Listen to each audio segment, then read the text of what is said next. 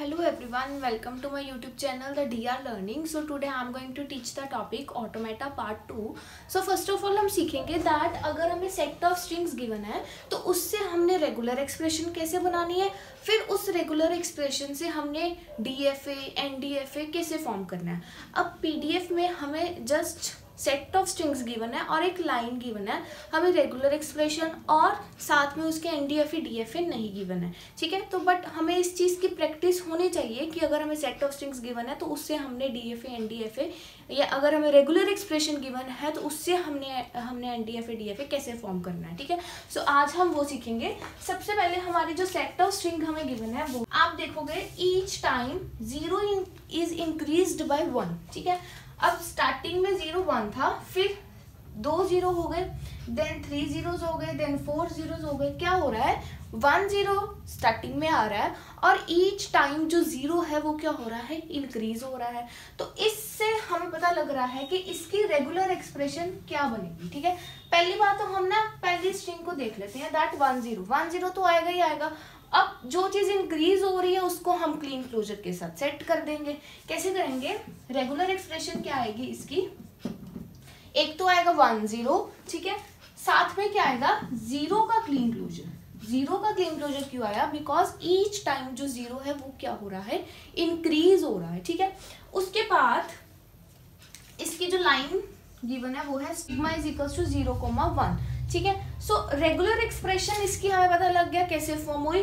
ठीक है, लाइन हमें गिवन होएगी या ये सेट ऑफ लैंग्वेजेस जो है वो भी गिवन होगा, सेट ऑफ स्ट्रिंग्स जो है वो भी गिवन होगी, लैंग्वेज गिवन होगी. हमें रेगुलर एक्सप्रेशन फॉर्म करनी होगी, फिर उस रेगुलर एक्सप्रेशन से हमने डीएफए और एनडीएफए फॉर्म करना होगा. ठीक है, आप पहले इतना नोट डाउन करो, फिर हम एनडीएफए डीएफए कैसे फॉर्म होगा वो देखते हैं. ठीक है,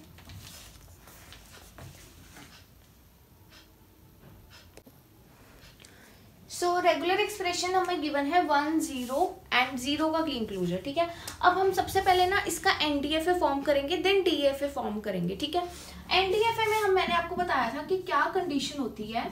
जो हमारा एनडीएफए होता है उसमें ये कंडीशन होती है कि मैंडेटरी नहीं होता कि एक स्टेट के ऊपर 2 मूव्स हों या एक स्टेट के ऊपर उतनी मूव्स हों जितने हमारे इनपुट सिंबल्स हैं या जितने हमारे अल्फाबेट्स हैं.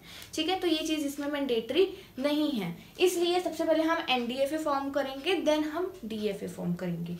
ठीक, एनडीएफए कैसे फॉर्म होगा, अब सबसे पहले जो चीज़ इसमें ज़रूरी है, जैसे 1 0 इसमें ज़रूरी है, उसके लिए एनडीएफए फॉर्म करते हैं. ठीक है, जैसे अब सपोज मैंने 2 स्टेट्स लिए हैं, एक ली मैंने ए, एक ली मैंने B. A is my start state and B जो अभी मैं फाइनल नहीं करूंगी क्योंकि मैंने अभी इस 0 का भी काम करना है. ठीक है, अब सबसे पहले क्या है, अगर मेरा 1 आए, ठीक है, ए के ऊपर, तो वो कौन सी स्टेट पे जाए, बी के पास जाए. फिर अगर बी के ऊपर 0 आए तो वो किसके पास जाए, सी के पास जाए, और सी को मैंने क्या कर दिया, फाइनल स्टेट कर दिया. ठीक है, क्यों किया, क्योंकि देखो 0 के ऊपर क्या है, क्लीन क्लोजर, मतलब कि ये 0 मेरा एप्सिलॉन भी हो सकता है. ठीक है, मतलब ऐसी स्ट्रिंग भी आ सकती है जो कल 1 0 हो, तो फिर वो 1 0 वाली स्ट्रिंग ऑटोमेटा को तो एक्सेप्ट करवानी पड़ेगी ना. इसलिए 1 0 के कंप्लीट होने पे मैंने सी को क्या कर दिया, हमारी एंडिंग स्टेट मतलब फाइनल स्टेट. ठीक है, ताकि अगर हमारे पास 1 0 स्ट्रिंग आती है तो वो भी एक्सेप्ट हो सके. ठीक, अब हमने इस 0 के लिए भी तो कोई मूव लगानी है ना. अगर हमने 1 0 के लिए कोई मूव लगाई है तो हम उस 0 के लिए भी मूव लगाएंगे कि सपोज अगर मेरी 1 0 स्ट्रिंग आ रही तो उसका काम तो कर दिया, बट अगर मेरे पास स्ट्रिंग आ गई है 1 0 0, ठीक है, तो उस केस में मैं क्या करूंगी, मैं सी के ऊपर एक सेल्फ मूव लगा दूंगी 0. ठीक है, सेल्फ मूव लगाने का मतलब जितनी बार मर्जी 0 आ जाए उसने एक्सेप्ट होना ही है. ठीक है ना, सी के ऊपर लगा दी सेल्फ मूव. अब आपने एक चीज़ ध्यान में रखनी है, जब क्लीन क्लोजर आता था ना तो हमने सेल्फ मूव को अपने माइंड में रखना है कि क्लीन क्लोजर आ गया, अच्छा सेल्फ मूव लगेगी. ठीक है, सेल्फ मूव मतलब उसी के ऊपर मूव लग जाएगी फाइनल स्टेट के ऊपर. ठीक है, डिपेंड करता है कंडीशन के ऊपर, डिपेंड करता है हमारी रेगुलर एक्सप्रेशन के ऊपर. ठीक है, तो सबसे पहले ये हमारा बन गया एनडीएफए, किसका, दिस रेगुलर एक्सप्रेशन का. ठीक है, पीडीएफ में एनडीएफए डीएफए रेगुलर एक्सप्रेशन कुछ नहीं गिवन है.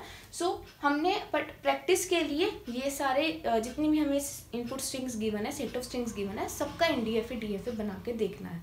ठीक है, सो आप पहले इतना नोट डाउन कर लो, फिर हम डीएफए इसका डिस्कस करते हैं. ओके, सो अब हमने फॉर्म करना है डीएफए, ठीक है। जो डीएफए होता है ना, उसको फॉर्म करने के लिए हमारे जितने इनपुट सिंबल्स हैं उतने मूव्स होने चाहिए एक स्टेट के ऊपर। अब एनडीएफए में ऐसी कोई कंडीशन नहीं होती, ठीक है। जैसे कि सपोज करो ए है, ठीक है, ए के ऊपर मैंने एक मूव लगाया 1 का, 0 का तो मूव ही नहीं लगाया, ठीक है। तो इसमें कोई ऐसी कंडीशन नहीं है कि जितने इनपुट सिंबल्स हैं उतने हमारे मूव्स होने चाहिए, बट डीएफए में ये कंडीशन होती है, ठीक है। तो उस कंडीशन को सेटिस्फाई करने के लिए हमें मूव्स को एडजस्ट करना पड़ता है, ताकि हमारी सेट ऑफ स्ट्रिंग्स भी ना खराब होए और हमारा ऑटोमेटा में ये स्ट्रिंग्स के अकॉर्डिंग जो है एक्सेप्टेंस भी हो जाए, ठीक है। उसके लिए हम एक नई चीज इंट्रोड्यूस करते हैं which is called as dead state, ठीक है। ये डेड स्टेट वैसे तो आगे चल के टॉपिक है, बट मैं थोड़ा बहुत इसमें बता देती हूँ कि डेड स्टेट क्या होती है। मैं पहले ड्रॉ करती हूँ। सबसे पहले हम क्या करेंगे, अगर ए आ रहा है, ठीक है, तो वो बी स्टेट के पास जाए 1 के बेस पे, ठीक है। अगर बी के ऊपर 0 आ रहा है तो वो सी के पास जाए which is our final stage, ठीक है। और सी के ऊपर मैं एक 0 की मूव दे देती हूँ, ठीक है। अब मैं ए के ऊपर 0 तो कहीं पे भेज ही नहीं सकती ना, क्यों भेजूंगी मैं कहीं पे, क्योंकि स्टार्ट ही मेरा 1 के साथ होना है, हाँ है ना। अगर 0 के साथ होना होता तो मैं ए के ऊपर 0 की मूव लेके उसको कहीं पे भेजती किसी और स्टेट में। इस केस में अगर ऐसा केस आ जाए तो हम एक न्यू स्टेट इंट्रोड्यूस करते हैं which is called as dead state. Dead state जो होती है, जैसे सपोज मैंने डी इंट्रोड्यूस कर दिया, जरूरी नहीं है डेड स्टेट का नेम डी ही हो, कुछ भी हो सकता है डेड स्टेट का नेम। अब मैंने डी इंट्रोड्यूस कर दिया सपोज, ठीक है। अब अगर मैं ए से डी की तरफ एक मूव भेज रही हूँ 0 की, ठीक है, मतलब ये डेड स्टेट में चल गई, इस स्टेट से कहीं और दूसरी स्टेट में नहीं जा सकती, ठीक है, जो स्ट्रिंग है। अब सपोज बी की मूव है 0 पे सी के पास। अब मेरा बी के ऊपर अगर मैं 1 की मूव देती तो वो मेरे किसी यूज की नहीं है, इसलिए मैं वो 1 की मूव को भी किधर भेज दूंगी, डेड स्टेट पे भेज दूंगी, ठीक है। फिर अगर सी के ऊपर 1 की मूव आ रही है तो वो भी किसी यूज की नहीं है, इसलिए मैं सी की मूव को भी डेड स्टेट पे भेज दूंगी, ठीक है। अगर मैं किसी और स्टेट में भेज देती हूँ, लाइक सी की मूव को मैं दोबारा बी पे भेज देती हूँ, तो मेरे ये एक्सेप्टेंस क्राइटेरिया जो है वो खराब हो जाएगा, मेरी सेट ऑफ स्ट्रिंग्स जो है वो खराब हो जाएंगी, इसलिए मैंने उसको किस स्टेट में भेज दिया, डेड स्टेट में, ठीक है। देखो डेड स्टेट से फाइनल स्टेट में जा ही नहीं रहा, ठीक है। तो हमने इस हिसाब से डीएफए डिजाइन करना है कि हमारे जो सेट ऑफ स्ट्रिंग्स हैं वो एक्सेप्टेंस क्राइटेरिया में आए। सबसे पहले सपोज हम चेक करते हैं 1 0। अब मैं डीएफए की बात करूँ, 1 अगर 1 आ रहा है तो वो बी के पास जा रहा है, अगर 0 आ रहा है तो वो सी के पास जा रहा है, इस 0 का तो कोई रोल ही नहीं है। फिर अगर 1 0 0 आ रहा है तो अगर 1 आ रहा है तो बी पास जा रहा है, 0 आ रहा है तो सी पास जा रहा है, फिर अगर 0 आ रहा है तो फिर सी के पास जा रहा है, ठीक है। तो कोई भी मेरी सेट ऑफ स्ट्रिंग्स जो है खराब नहीं होनी चाहिए अगर मैं डीएफए भी फॉर्म कर रही हूँ। तो उस अकॉर्डिंग अपनी सेट ऑफ स्ट्रिंग्स को हमने चेक करना है साथ साथ में कि मेरा डीएफए जो है वो खराब तो नहीं हो रहा, मेरी जो ये सेट ऑफ स्ट्रिंग्स हैं वो एक्सेप्ट हो रही हैं कि नहीं हो रही है, ठीक है। सो आप ये नोट डाउन कर लो, फिर हम नेक्स्ट एग्जाम्पल को डिस्कस करते हैं। इसकी बहुत सारी एग्जाम्पल्स हैं तो अच्छे से आपको ये चीज़ समझ आ जाएगी। अगर नहीं भी समझ आई डेड स्टेट क्या होती है तो आगे चल के डेड स्टेट के काफ़ी टॉपिक्स हैं, काफ़ी एग्जाम्पल्स हैं, समझ आ जाएगी, ठीक है। बेसिकली डेड स्टेट ऐसी स्टेट होती है जिससे हम कभी भी फाइनल स्टेट में नहीं जा सकते, ठीक है। फाइनल स्टेट कोई स्ट्रिंग जो है वो तभी एक्सेप्ट होएगी ना जब वो फाइनल स्टेट में जाएगी, बट अगर मैंने उस इनपुट सिंबल्स को डेड स्टेट में ही भेज दिया तो वो तो फाइनल स्टेट के पास जा ही नहीं सकता, है ना। इसलिए जो चीज़ हमें नहीं चाहिए होती, लाइक जैसे 0 से तो स्टार्ट ही नहीं हो सकती ये हमारी स्ट्रिंग, तो उसको मैंने डेड स्टेट में भेज दिया, ठीक है। सो आप ये नोट डाउन कर लो, फिर हम आगे डिस्कस करते हैं। सो सेकेंड एग्जाम्पल है 0 1 1 0 1 0 0 1 0 1 0 0 0 0 1। अब इसमें आपको देख के पता लग रहा होगा दैट दिस स्ट्रिंग जो है उसमें क्या है, एंडिंग की विधि क्या हो रही है 0 1, बाकी स्टार्टिंग में जो मर्जी आए दैट्स नॉट आवर कंसर्न, ठीक है। सो 0 1 के साथ क्या हो रही है हमारी एंडिंग, हर केस में देखो 0 1 के साथ क्या हो रही है, एंडिंग हो रही है। स्टार्टिंग में जो मर्जी है 0 आए 1 आए वो हमारे साथ, उसका हमारे साथ कोई कंसर्न नहीं है, ठीक है। सो जो रेगुलर एक्सप्रेशन होगी उसमें 0 1 तो आएगा इन द एंड, और स्टार्टिंग में 0 + 1 का क्लीन क्लोजर, ठीक है, मतलब 0 और 1 का कॉम्बिनेशन आ रहा है ना क्लीन क्लोजर में, मतलब 0 भी रिपीट हो रहा है, 1 भी रिपीट हो रहा है। हमें एक पर्टिकुलर सीक्वेंस नहीं पता कि किस फॉर्म में वो रिपीट हो रहा है। देखो पहले 1 आ रहा है, ठीक है, फिर 0 0 1 आ रहा है, ठीक है, फिर 0 0 0 आ रहा है, 1 आ ही नहीं रहा। तो हमें जब नहीं पता हो कि जो रिपीटिंग हो रही है वो किस बेस पे हो रही है, तो हम सीधा लिख सकते हैं 1 + 0 या 0 + 1 का क्लीन क्लोजर, ठीक है। अगर 1 और 0 दोनों है, हमने सारी स्ट्रिंग्स को चेक करना है, ठीक है। अब इसकी जो लाइन है वो उसमें लिखा हुआ है that ending with 0 1 generated over sigma is equals to 0,1, ठीक है। अब इसकी रेगुलर एक्सप्रेशन फॉर्म हो गई है। अब हमने इसका क्या बनाना है, NDFA, ठीक है। अब 0 1 हमें चाहिए, ठीक है। स्टार्टिंग वाला ना भी हो तो कोई कंसर्न नहीं है, क्यों, क्योंकि उसके ऊपर एक तो क्लीन क्लोजर है और ऊपर से फर्स्ट स्ट्रिंग जो उसमें पहला 0 1 है, ठीक है। तो उसको हम कैसे बनाएंगे, सबसे पहले मैंने ले लिया A, ये मेरी क्या है, स्टार्ट स्टेट, ठीक है। स्टार्ट स्टेट फाइनल स्टेट लगानी है, उसको नहीं भूलना, ठीक है। A मेरी होगी स्टार्ट स्टेट। उसके बाद मैं B के ऊपर जब जाना है तो मैं किसके साथ जाऊंगी, 0 के साथ, ठीक है। फिर जब मैं C के ऊपर जाऊंगी तो मैं किसके साथ जाऊंगी,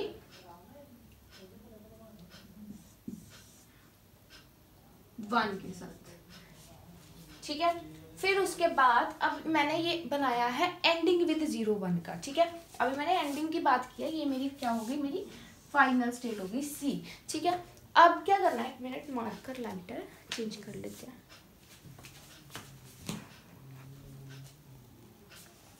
सो C is the final state, मतलब कि अगर 0 1 आएगा तो मेरी स्ट्रिंग जो है वो एक्सेप्ट होएगी, ठीक है।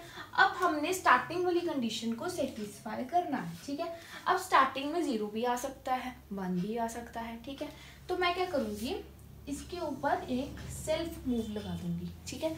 सेल्फ मूव में मैं क्या लिखूंगी, 0, 1, चाहे 0 आए जितनी बार मर्जी, चाहे 1 आए, उससे हमें कोई कंसर्न नहीं है। अगर ना भी है तो ठीक है, ठीक है। अगर 0 1 आ रहा है अकेला तो वो भी एक्सेप्टेबल होगा। सो स्टार्टिंग में क्या आ जाएगा, 0, 1, ठीक है। स्टार्टिंग में जो मर्जी आए, एंडिंग विद क्या होना चाहिए, 0 1, तो हमारी जो स्ट्रिंग होगी वो एक्सेप्ट हो जाएगी, ठीक है। उसके बाद है हमारा इसका DFA आप खुद से ट्राई करना, अगर नहीं बनेगा तो मुझे कमेंट में बताना, फिर मैं नेक्स्ट वीडियो में इसका DFA डिस्कस कर लूँगी। सो थर्ड एग्जाम्पल है हमारी दैट 101 जो है वो एज अ सब स्ट्रिंग आ रहा है, आगे जो मर्जी आए और पीछे जो मर्जी आए उससे हमारा कोई कंसर्न नहीं है, ठीक है। सो इसकी रेगुलर एक्सप्रेशन क्या बनेगी, 101 और स्टार्टिंग में 0 + 1 का क्लीन क्लोजर और एंडिंग में भी 0 + 1 का क्लीन क्लोजर, ठीक है। 101 सब स्ट्रिंग आएगी और 0 + 1 स्टार्टिंग में जो मर्जी है और 0 + 1 एंडिंग पे जो मर्जी है, ठीक है। अब हमने इसका बनाना है NDFA, ठीक है। तो वो कैसे फॉर्म होगा, सबसे पहले तो हमने वो बनाना होता है जो चीज़ हमें मैंडेटरी चाहिए होती है, ठीक है। जैसे 101 A स्टेट पे 1, B पे क्या 0 C, ठीक है। फिर D हमने फाइनल बनाई 1 0 1, ठीक है। फिर उसके बाद हमने क्या करना है, स्टार्टिंग में 0 1 जो मर्जी है इसलिए 0,1 और एंडिंग पे जो मर्जी है इसलिए 0,1, ठीक है। ये आप नोट डाउन कर लो। फिर इसका DFA है, DFA आप खुद से ट्राई करना, अगर नहीं समझ आएगा तो मैं बनवाऊंगी, ठीक है। वो मुझे आप बता देना, हम नेक्स्ट वीडियो में डिस्कस कर लेंगे अगर DFA नहीं समझ आएगा इसको तो, ठीक है। बाकी आप नोट डाउन करो, फिर इसकी नेक्स्ट एग्जाम्पल को डिस्कस करते हैं।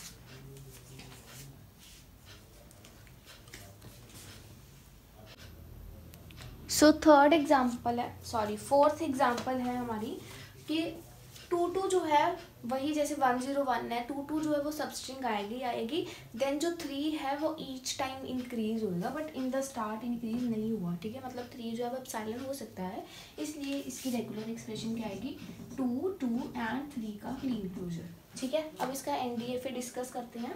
अब 2 2 तो मैंडेटरी है, तो 2 2 एंड 2 C के पास final state and then 3 self move, ठीक है। इजी है काफ़ी, अगर समझ लग जाए तो। ये हमारा DFA खुद से ट्राई करना, ठीक है।